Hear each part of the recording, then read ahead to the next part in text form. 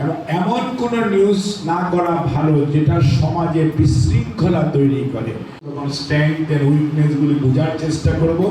আর আজকের জন্য আমার মনে হয় যে আমরা ল অ্যান্ড অর্ডার, মাদক, এই সমস্ত জিনিস আর এই কোনো ধরনের নিউজ হোক, সাংবাদিকরা কোনো ধরনের খোরাক পাক, যেখানে একটা অনিয়ম হয়েছে, সাংবাদিকরা নিউজ করবেন 100 বার, কিন্তু আমি আপনাদেরকে একটি অনুরোধ করব, বস্তুনিষ্ঠ নিউজ করবেন।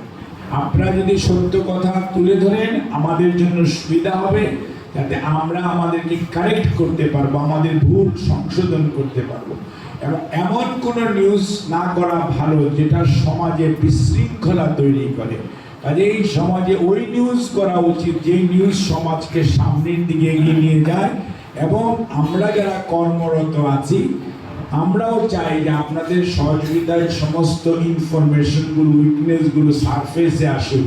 আরেকটি জিনিস মনে রাখতে হবে, সনাতন ধর্ম, আদিবাসী বলেন আর ইসলাম ধর্ম বলেন, all the people should get the same treatment. এখানে কোনো অবস্থাতে মানুষে কোনো ডিসক্রিমিনেশন করা যাবে না। আর যেহেতু সুযোগ পেয়েছি, আলিমির জিএম সাহেব এখানে উপস্থিত এবং এখানকার রিজিওনাল অফিসও আছে, রোজা রমজানের দিন, কাজে মানুষ যাতে ইফতারের সময়, তারাবির সময় কারেন্ট একটু পায়, দরকার পড়লে সেচের ট্যাঙ্ক ওই সময় বন্ধ করে কোনো জায়গায় অফ করে, যাতে মসজিদে গুলোতে মানে ইলেকট্রিসিটিটা থাকে, মানে আরামে তারাবির নামাজটা পড়তে পারে। এই বিষয়টি জিএম সাহেব যদি একটু খেয়াল করেন, তাহলে আমার মনে হয় যে আপনার আন্ডারে আমাদের এই 4 উপজেলা আছে। আমি আপনাকে বিনীতভাবে অনুরোধ করছি। আর দ্রব্যমূল্যের ব্যাপারে ইউনো সাহেবকে আমি অনুরোধ করবো যে অহেতুক